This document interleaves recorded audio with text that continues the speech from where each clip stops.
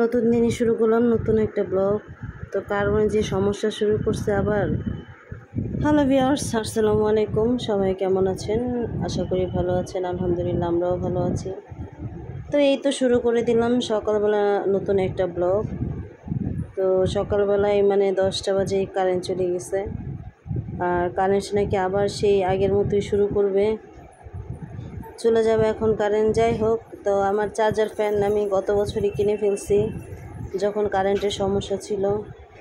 তো এখন এর জন্য আমাদের কোনো কষ্ট নেই, কারণ কারেন্ট তো এখন গেলেও আমাদের কোনো সমস্যা হয় না, যেহেতু ফ্যান আছে। তারপরে দেখা যায় একটা ফ্যান দিয়ে তো আর 3জন মানুষের তেমন হয় না। তারপর আলহামদুলিল্লাহ চলে যায়, কারণ নাইম আমার থেকে নাকি কীভাবে জানা বলে। যাই হোক, তো এই তো সকালবেলা আমার যেহেতু প্রেশার খুবই লো, ডাক্তার ডিম খেতে বলছিল, তো এই তো সকালবেলা একটা ডিম নিয়ে বসে পড়লাম। এই ফাঁকে কিন্তু মেয়ে উঠে গেছে, ও যখন ঘুমিয়েছিল তখনই কিন্তু কারেন্ট গেছে।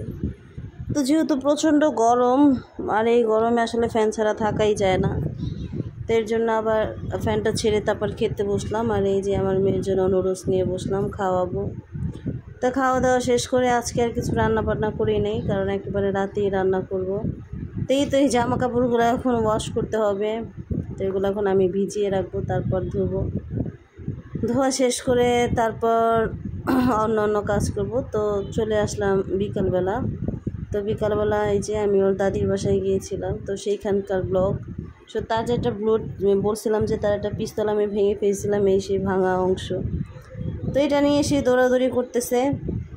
আর এখানে যে একটা বাচ্চা, ওর নাম সাথী। তো এই তো আমার মেয়েদের সাথে খেলাধুলা করে। তারপরে এই তো দাদি বাসা থেকে চলে আসলাম রাতের বেলা। তো কিছু টুকটাক বাজার নিয়ে আসলাম।